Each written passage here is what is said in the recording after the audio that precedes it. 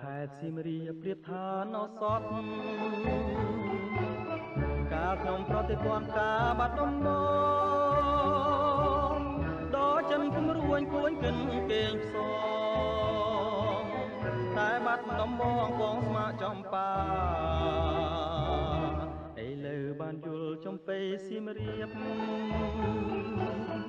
សូមគោរពជំរាបសួរលោកគ្រូនាងខ្ញុំឈ្មោះហេងសៃថងជាសមាជិកក្រុមទី2មកពីថ្នាក់ A2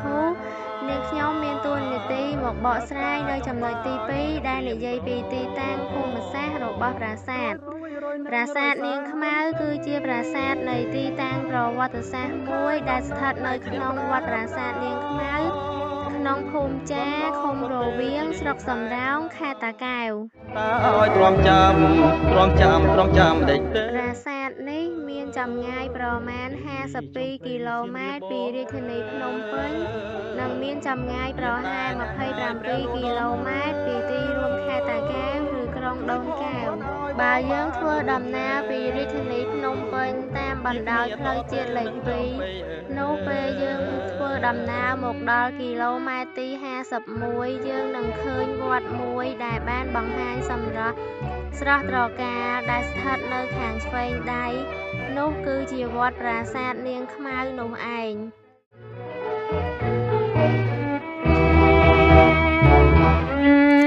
វត្តប្រាសាទនាងខ្មៅមានខ្លោងទ្វារ3សម្រាប់សម្រួលដល់ការធ្វើដំណើរដែលខ្លោងទ្វារ2នៅតាមបណ្ដោយផ្លូវជាតិលេខ2និងមួយទៀតនៅទិសខាងកើតដែលធ្វើដំណើរចេញពីសាលាឃុំរវៀងប្រហែលជា300ម៉ែត្រនឹករយសែនទន្ទឹងពុំឃើញនំនឹងដែលច្រៀងផ្ដាផ្ដំកន្លងក៏ទៅជាយុខែឆ្នាំតើឲ្យទ្រាំចាំប្រាសាទនេះស្ថិតនៅក្នុងតំបន់ជនបទមួយគឺមិនមែនស្ថិតនៅក្នុងទីប្រជុំជននោះទេក៏ប៉ុន្តែក៏មិនស្ថិតនៅដាច់ស្រយាលខ្លាំងពេកដែរទោះបីជាមិនស្ថិតនៅទីប្រជុំជនក៏ដោយក៏វាមានទីតាំងងាយស្រួលរកដោយសារតែវាស្ថិតនៅក្បែរផ្លូវជាតិលេខ2ដែលជាផ្លូវដ៏សំខាន់សម្រាប់ការធ្វើដំណើរពីរាជធានីភ្នំពេញទៅកាន់ខេត្តតាកែវរួញគួនកិនគេងផ្សង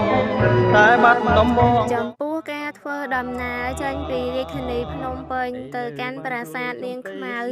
ជាទូទៅអាចចំណាយពេលប្រហែលជា1ម៉ោងឬក៏អាចជា1ម៉ោង30នាទីគឺវាអាស្រ័យទៅលើមធ្យោបាយធ្វើដំណើរថាយើងធ្វើដំណើរដោយរថយន្តឬក៏ម៉ូតូនិងស្ថានភាពផ្លូវដែលយើងធ្វើដំណើរជាក់ស្ដែងពុំឃើញនំនឹងដែលច្រៀងផ្ដាផ្ដំប្រាសាទនេះត្រូវបានសង់ឡើងពីឥដ្ឋនិងថ្មភក់តាមរចនាបថកោះកេរតាំងពីដើមឡើយប្រាសាទនេះមាន3ប្រាង្គសង់ទន្ទឹមគ្នាប៉ុន្តែបច្ចុប្បន្ននៅសល់តែ2ប្រាង្គប៉ុណ្ណោះប្រាសាទនេះសព្វថ្ងៃស្ថិតនៅក្នុងបរិវេណវត្តប្រាសាទនាងខ្មៅដែលជាតំបន់មានទំនាបមួយផ្នែកនៃខេត្តតាកែវហើយស្ថិតនៅភាគខាងត្បូងនៃរាជធានីភ្នំពេញហើយក៏ជាមជ្ឈមណ្ឌលដ៏ធំមួយខាងសាសនាផងដែរ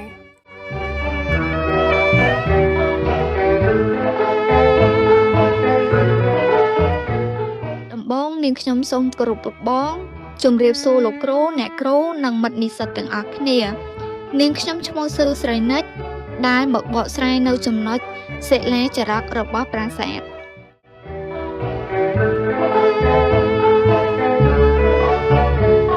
មួយវិញទៀតបើយើងក្រឡេកមកមើលប្រវត្តិរបស់សិលាចារឹកវត្តប្រាសាទនាងខ្មៅវិញគឺវត្តប្រាសាទនាងខ្មៅស្ថិតនៅក្នុងភូមិចាឃុំរវៀងស្រុកសំរោងខេត្តតាកែវតើឲ្យទ្រាំចាំដេចទៅពេលនេះចំបៃសៀមរាបបងសិលាចារឹកវត្តប្រាសាទនាងខ្មៅមានសិលាចារឹកចំនួន2ដែលសិលាចារឹកមួយស្ថិតនៅខាងត្បូងនិងសិលាចារឹកមួយទៀតគឺស្ថិតនៅខាងជើង សិលាចារឹកដែលស្ថិតនៅខាងត្បូងគឺសិលាចារឹកកែ35និងសិលាចារឹកមួយទៀតដែលស្ថិតនៅខាងជើងគឺសិលាចារឹកកែ36សិលាចារឹកខាងត្បូងសិលាចារឹកកែ35ត្រូវបានចែននៅលើស៊ុមទ្វារខាងត្បូងរបស់ប្រាង្គខាងត្បូងមាន10បន្ទាត់5ស្លោកជាភាសាសំស្ក្រឹតនិយាយពីការឧទ្ទិសដល់ព្រះវិស្ណុដែលមាននាមថាលោកនាថដែលមានទម្រង់ជាវិស្ណុគ្រិវិក្រាមក្នុងរាជ្យព្រះបាទជ័យវរ្ម័នទី4ដែលព្រះអង្គបានឡើងសោយរាជ្យនៅកម្ពុក្នុងឆ្នាំ928នៃគ្រិស្តសករាជចំណែកឯសិលាចារឹកមួយទៀតវិញគឺសិលាចារឹកកែ36ចែជាភាសាសំស្ក្រឹតមាន5បន្ទាត់ដែលបង្ហាញម្ដងទៀតដោយលោកអៃម៉ូនីញ៉េនិងលោកចេនណឺនិងបានបកប្រែជាថ្មីដោយលោកសឺដេសមានចែនៅលើស៊ុមទ្វារខាងជើងរបស់ប្រាង្គខាងជើងនៃប្រាសាទនាងខ្មៅសិលាចារឹកនេះពុំមានការបរិច្ឆេទទេតែលោកសឺដេសគិតថាវាត្រូវបានចារពាក់កណ្ដាលសតវត្សទី9ប្រហែលដោយបុគ្គលម្នាក់ឈ្មោះវ៉ាសុទេវៈក្នុងការស្ថាបនាបដិមាមួយសម្រាប់ប្រាសាទនេះហើយប្រហែលឧទ្ទិសដល់ព្រះវិស្ណុនិងលក្ស្មី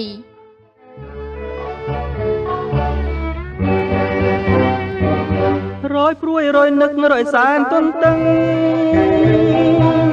ពុំឃើញនំនឹងដែលច្រៀងផ្ដាផ្ដំ ជាដំបូងមានខ្ញុំសូមគោរពលោកបងជម្រាបសួរលោកគ្រូនិងសួស្តីមិត្តនិស្សិតទាំងអស់គ្នានាងខ្ញុំឈ្មោះលឹងវ៉ាដែលត្រូវមកបកស្រាយអំពីចំណុចប្លង់ប្រាសាទមានតែអ្នកហើយព្រះលោដំរើជួយផងគ្រាន់ឲ្យបង ម្យ៉ាងវិញទៀតបើយើងក្រឡេកមកមើលអំពីប្លង់ឬប្រាង្គរបស់ប្រាសាទនាងខ្មៅវិញយើងឃើញថាកាលពីមុនប្រាសាទនេះមានតួប៉មប្រាសាទចំនួន3ស្ថិតនៅលើប្រាង្គតែមួយហើយមានកសិនទឹកព័ទ្ធជុំវិញប៉ុន្តែជាក់ស្ដែងសពថ្ងៃប្រាសាទនេះនៅសល់តែប្រាង្គចំនួន2ប៉ុណ្ណោះគឺប្រាង្គខាងត្បូងនិងប្រាង្គខាងជើងហើយចំពោះកសិនទឹកវិញយើងក៏ឃើញថាមានការចាក់លុបផ្នែកនៃជ្រុងម្ខាងដើម្បីធ្វើផ្លូវផងដែរចំពោះប្រាង្គខាងត្បូងមានទំហំធំជាងប្រាង្គខាងជើងដែលប្រាង្គទាំងពីរសង់នៅលើទីទួលមួយមានខឿនធ្វើអំពីថ្មបាយក្រៀមហើយប្រាង្គខាងត្បូងនេះមានទ្វារចូលមួយនៅទិសខាងកើតធ្វើអំពីថ្មភក់និងមានទ្វារបញ្ឆោត3ផ្សេងទៀតនៅតាមទិសខាងត្បូងទិសខាងលិចនិងខាងជើងដែលសុទ្ធសឹងធ្វើអំពីឥដ្ឋទាំងអស់ចំណែកឯប្លង់ខាងក្នុងវិញមានរាងជាការ៉េហើយផ្នែកខាងក្រៅមានបន្ថែមជ្រុងជាច្រើននៅតាមជ្រុងទាំង4បើតាមស្លាកស្នាមដែលនៅសល់ប្រាង្គរបស់ប្រាសាទនេះមានសសរផ្អោបធ្វើអំពីឥដ្ឋនិងហោជាងធ្វើអំពីឥដ្ឋផងដែរចំពោះកំពូលប្រាសាទវិញមាន5ជាន់រីឯស៊ុមទ្វារខាងកើតធ្វើអំពីថ្មភក់មានចំនួន4ផ្ទាំងដែលគេធ្វើបន្ទប់នៅពីលើគ្នាបង្កើតបានជាស៊ុមទ្វារនិងមានលម្អដោយក្បាច់ខ្សែពួរបញ្ឈរនិងដេកជាច្រើនជាន់ប្រាង្គប្រាសាទនេះមានសសរពេជ្រធ្វើអំពីថ្មភក់មានក្បាច់លម្អផ្សេងៗនិងមានជ្រុង2ផ្សេងទៀតផ្អឹបភ្ជាប់នឹងជញ្ជាំងទៅនឹងស៊ុមទ្វារបើតាមស្លាកស្នាមដែលនៅសល់លើសសរពេជ្រនោះបញ្ជាក់ថាវានៅមិនទាន់បានធ្វើឬឆ្លាក់រួចរាល់នៅឡើយទេពីព្រោះពុំមានក្បាច់លម្អដោយសសរពេជ្រនៅប្រាង្គខាងជើងឡើយពោលគឺមានត្រឹមតែក្បាច់ចិញ្ចៀនជាបន្ទាត់ដេកតែប៉ុណ្ណោះចំពោះប្រាង្គខាងជើងវិញមានរូបរាងនឹងប្លង់ដោយប្រាង្គខាងត្បូងដែរប៉ុន្តែវាមានទំហំតូចជាងបន្តិចហើយប្រាង្គរបស់ប្រាសាទនេះសាងសង់អំពីឥដ្ឋនិងមានលម្អដោយថ្មភក់នៅតាមទ្វារចូលខាងកើតដូចគ្នានិងមានទ្វារបញ្ឆោត3ផ្សេងទៀតនៅតាមទិសនីមួយៗ បើតាមផុសតាងហោជាងដែននៅសល់បានបង្ហាញថាកំពូលរបស់ប្រាង្គប្រាសាទមានចំនួន5ថ្នាក់ផ្នែកខាងលើបង្អស់របស់កំពូលបានបាក់រលំបាត់អស់ហើយចំណែកឯទ្វារចូលរបស់ប្រាង្គប្រាសាទគឺស្ថិតនៅទិសខាងកើតដែលសាងសង់ឡើងអំពីថ្មភក់មានចំនួន4ផ្ទាំងនិងស៊ុមទ្វារមានសភាពពុកផុយទ្រទ្រោមហើយសពថ្ងៃនេះ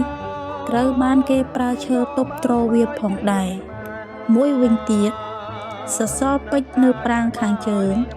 មានទំហំតូចជាងសសរពេជ្រនៅប្រាង្គខាងត្បូងចំណែកឯផ្នែកខាងក្រោមរបស់សសរពេជ្រវិញ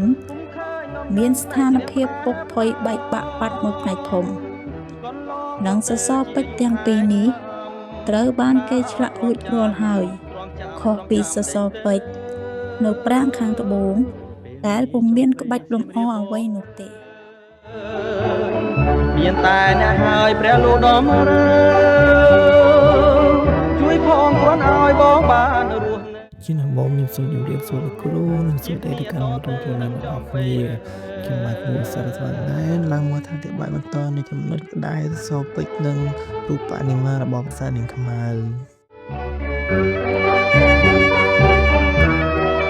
ក្តាយគឺជាផ្នែកមួយរបស់ប្រាសាទដែលស្ថិតនៅលើទ្វាររបស់ប្រាង្គប្រាសាទនីមួយៗដែរក៏ជាផ្នែកមួយដែលយើងអាចដឹងនិងកំណត់ពីអាយុកាលនៃការសាងសង់របស់ប្រាសាទបានផងដែរបើយោងទៅតាមការសង្កេតមើលនិងការសិក្សាពីមុខវិជ្ជាប្រវត្តិសិល្បៈកន្លងមកដែលរបស់ប្រាសាទនាងខ្មៅគឺជាផ្នែកប្រាសាទមួយដែលស្ថិតនៅក្នុងរចនាបថកោះកេរដែលយើងអាចកំណត់និងសិក្សាទៅតាមលក្ខខណ្ឌមួយចំនួនដូចខាងក្រោម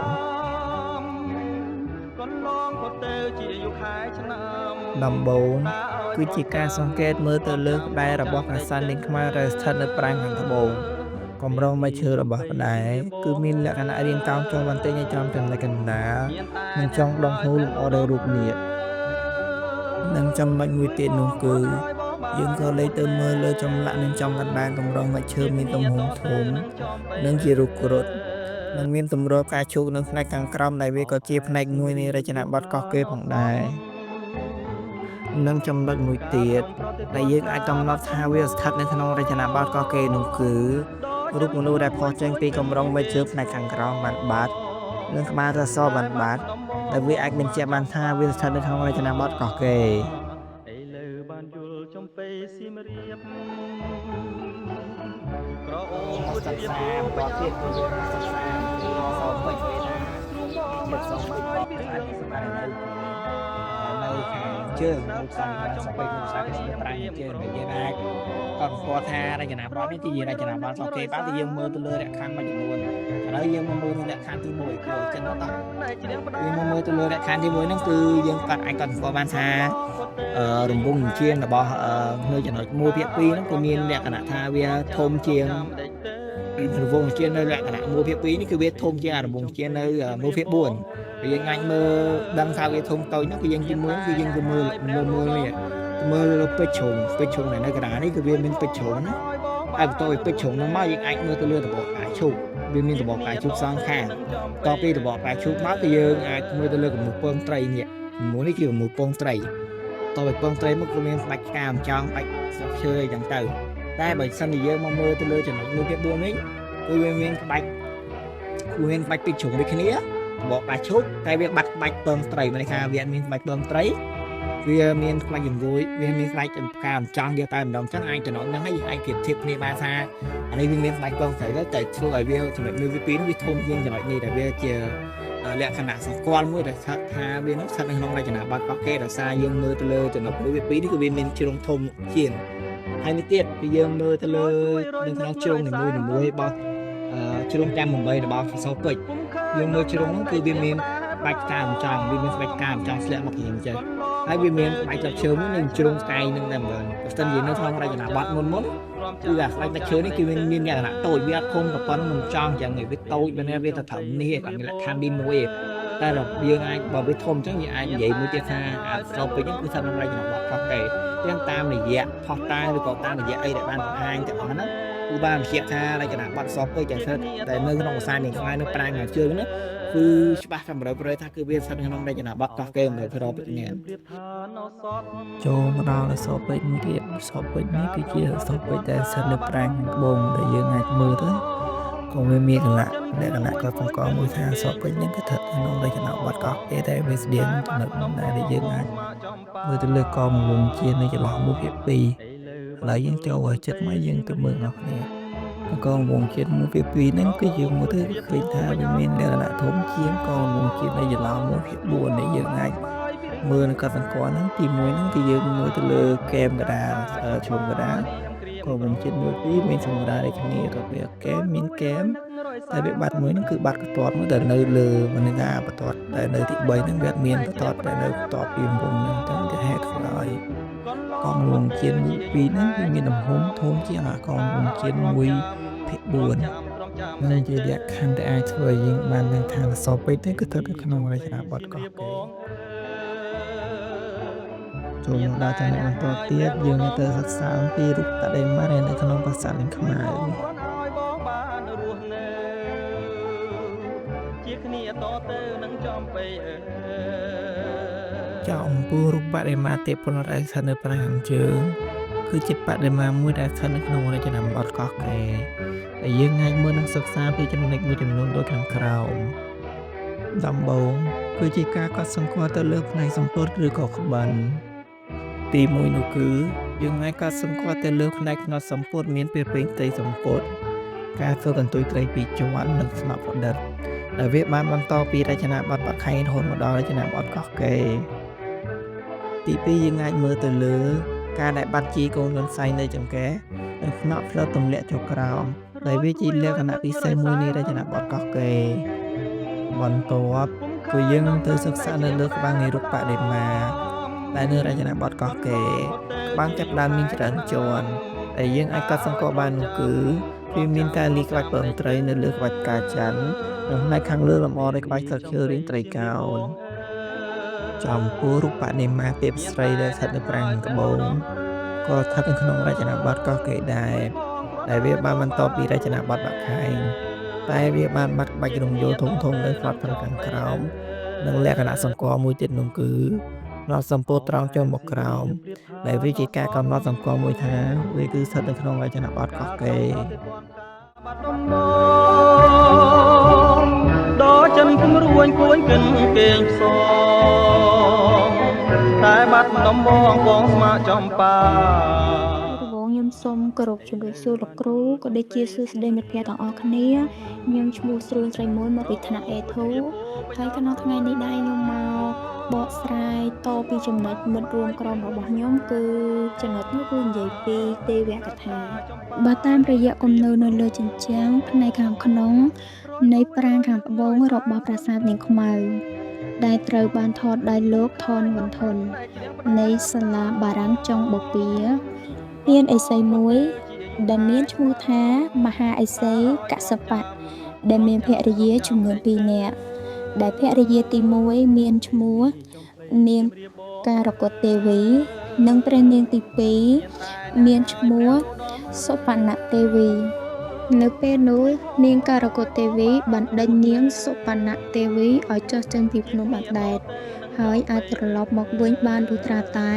យកទឹកអមរិតឲ្យនាងផឹកពេលនោះនាងសុបណ្ណទេវីខឹងយ៉ាងខ្លាំងក៏បានដាក់បណ្ដាសាឲ្យនាងការកតទេវីមានកូនជាសត្វពស់និងជាសត្វអ្នកគ្រប់ប្រភេទហើយត្រូវក្លាយជាចំណីរបស់កូននាងនៅថ្ងៃអនាគតបន្ទាប់មកនាងសុបណ្ណទេវីបានទៅបួសតបយុទ្ធយ៉ាងលំបាកវេទនាចំពោះព្រះសិវៈអាណិតអាសូរក៏បានប្រទានពរឲ្យនាងប្រសូតបានរាជបុត្រជាបក្សីគ្រុឌពេលហោះចេញពីឋានសួគ៌គ្រុឌក៏បានជួបនឹងព្រះវិស្ណុហើយក៏បានប្រយុទ្ធគ្នាអស់រយៈពេល21ថ្ងៃដោយមិនមានអ្នកចាញ់និងមិនមានអ្នកព្រះវិស្ណុក៏បានឃើញសញ្ញាអមរបស់ព្រះសិវៈនៅលើថ្ងាសគ្រុឌក៏បានប្រើប្រាជ្ញាបង្ក្រាបគ្រុឌដោយឲ្យគ្រុឌសុំពរពីព្រះអង្គពេលនោះគ្រុឌខំក៏បញ្ជាឲ្យព្រះវិស្ណុសុំពរមកលើខ្លួនវិញ ហើយព្រះវិស្ណុក៏បានសុំពរពីរប្រការគឺសុំទឹកអម្រឹតត្រឡប់មកវិញនិងសុំគ្រុឌធ្វើជាយានជំនិះគ្រុឌមិនយល់ព្រមហើយក៏បានប្រើកម្លាំងអមតៈទាំង21ប្រការវាយរំលាយលោកប៉ុន្តែត្រូវរងការសង្កត់ដោយឈរពន្ធរាំងសី6ពណ៌របស់ព្រះវិស្ណុគ្រុឌក៏យល់ព្រមធ្វើជាយានជំនិះរបស់ព្រះវិស្ណុហើយព្រះវិស្ណុក៏បានសន្យាថានឹងជួយរឿងព្រះមេត្តារបស់គ្រុឌព្រះវិស្ណុក៏បានគង់លើគ្រុឌហោះត្រឡប់មកភ្នំអណ្ដែតវិញជាមួយព្រះនាងសុបនទេវីផងដែរពេលនោះនាងកាគ្រូទេវីបានក្លាយទៅជាមនុស្សចាស់ជរាហើយត្រូវបានកូនជាសត្វពស់និងជាសត្វនាគដេញតាមមិនឈប់ឈរមហាឥសីកស្សបៈបានឃើញទុក្ខវេទនារបស់នាងកាគ្រូទេវីក៏សូមឲ្យព្រះវិស្ណុជួយព្រះវិស្ណុក៏បានបញ្ជាឲ្យគ្រុឌចាប់ពស់និងនាគទាំងនោះធ្វើជាចំណីអាហារក្នុងចំណោមពស់និងនាគ 1000 ក្បាលមានតែនាគកុលយៈជាបងតែប៉ុណ្ណោះដែលរួចខ្លួនហើយក៏បានជួងមករស់នៅបាតសមុទ្រយមនាបន្ទាប់មកព្រះវិស្ណុបានឲ្យឥសីនិងភរិយាទាំងពីររស់នៅជួបជុំគ្នាវិញហើយនាងកាគ្រូទេវីក៏មានជីវិតនិងមានការវិវត្តន៍ដោយមនុស្សទូទៅផងដែរចំណែកនាងសុបនទេវីនៅតែជាក្មេងស្អាតជារៀងរហូតចុងក្រោយព្រះវិស្ណុបានសុំគ្រុឌធ្វើជាយានជំនិះហើយឡើងជិះលើស្លាបគ្រុឌហោះត្រឡប់ទៅឋានមហាសមុទ្រទឹកដោះវិញចំពោះផ្ទៃជញ្ជាំងផ្សេងទៀតមានចម្លាក់ដែលមើលទៅហាក់បីដូចជាកំពុងបោះជំហាននោះអ្នកជំនាញផ្នែកបដិមាសាស្ត្របានកត់សម្គាល់ថាជាអវតាររបស់ព្រះវិស្ណុក្នុងទម្រង់ជាត្រីវិក្រមចេញពីសម្រងទេវកថាមកជាចម្លាក់បែបនេះព្រោះនៅក្នុងខ្លឹមសារសាច់រឿងបានឲ្យដឹងថាគ្រាមួយមានស្ដេចអសុរៈមួយអង្គនាមក្រុងពាលីបានធ្វើទុកបុកម្នេញផែនដីនេះដោយសារតែបណ្ដេញសត្វលោកទាំងអស់មិនឲ្យរស់នៅនិងបានអះអាងថាផែនដីជារបស់ខ្លួនតែម្នាក់គត់ពេលនោះព្រះវិស្ណុបានក្រឡាខ្លួនក្លាយជាព្រាហ្មណ៍ទឿដើម្បីសុំដី3ជំហានពីពាលីក្រុងពាលីបានសើចចំអកដោយគិតថាវមណៈជើងខ្លីមិនអាចឈានបានចម្ងាយឆ្ងាយប៉ុន្មានឡើយក៏យល់ព្រមហើយស្រោចទឹកលើដៃវមណៈជាសញ្ញានៃការធ្វើទានដោយជំហានទី1ផុតផែនដីជំហានទី2ផុតឋានសួគ៌បន្ទាប់មកព្រះវិស្ណុក៏បានសួរទៅក្រុងពាលីថាតើជំហានទី3នឹងត្រូវឈានទៅដល់កន្លែងណាក្រុងពាលីក៏បានដឹងពីកំហុសរបស់ខ្លួនដែលមានមហិច្ឆតាហួសហេតុហើយក៏បានស្នើសុំឲ្យព្រះវិស្ណុជន់លើក្បាលរបស់ខ្លួនតែម្ដងក្រុងពាលីក៏បានស្នើសុំឲ្យព្រះវិស្ណុឲ្យប្រកាសទៅប្រាប់មនុស្សលោកថានៅពេលដែលពួកគេចង់កសាងអ្វីមួយត្រូវតែសុំខ្លួនជាមុនសិនព្រះវិស្ណុក៏យល់ព្រមហើយបានជន់ក្រុងពាលីលិចចូលទៅក្នុងផែនដីបាត់ទៅបើយើងក្រឡេកមកមើលរូបបដិមារបស់ប្រាសាទនាងខ្មៅនៅប្រាង្គប្រាសាទខាងជើងវិញគឺហោយាគ្រីអវតារចុងក្រោយរបស់ព្រះវិស្ណុដែលវាបានបង្ហាញពីទេវកថាថាហោយាគ្រីឬពាជាដែលមានន័យថាមនុស្សកផាសេះដែលជាអវតារចុងក្រោយរបស់ព្រះវិស្ណុដែលកើតឡើងនៅថ្ងៃអនាគតដើម្បីមកកម្ចាត់សភាវៈអាក្រក់និងមករៀបចំអ្វីៗទាំងអស់នៅក្នុងលោកឲ្យមានភាពប្រក្រតីឡើងវិញពេលរួចកិច្ចការហើយទ្រង់នឹងយាងត្រឡប់ទៅវិញចំណែកផ្តែរបស់ប្រាង្គខាងត្បូងវិញបានបង្ហាញពីដំណើររឿងដែលព្រះសិវៈគង់នៅលើគ្រុឌហើយនៅក្នុងមាត់គ្រុឌមានពំនាគពីរក្បាលដែលជាគម្រោងមែកឈើនិងនៅខាងក្រោមគ្រុឌគឺជានាងសុបនទេវីដែលជាមេត្តារបស់គ្រុឌ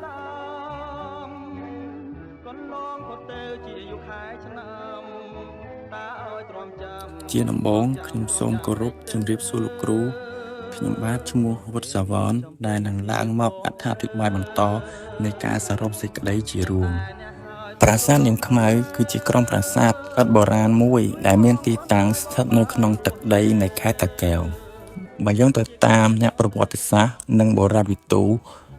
ប្រាសាទនាងខ្មៅត្រូវបានសាងសង់ឡើងនៅក្នុងសតវត្សទី10ក្នុងរជ្ជកាលព្រះបាទជ័យវរ្ម័នទី4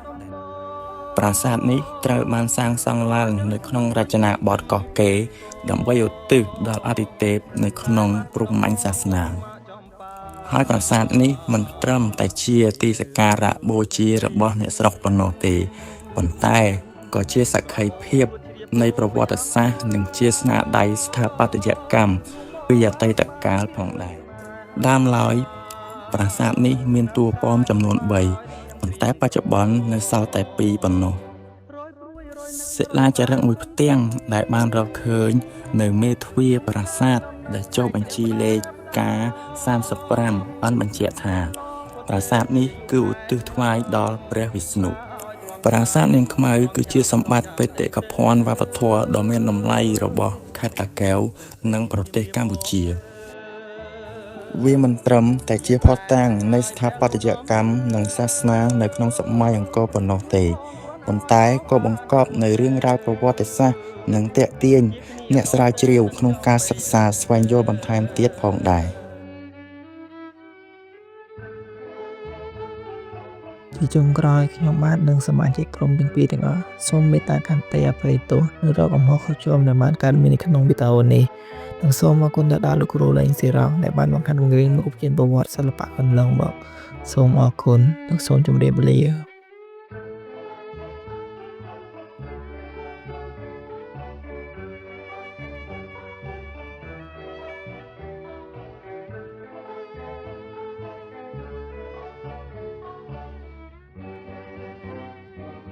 រយព្រួយរយនឹករយសែនទន្ទឹង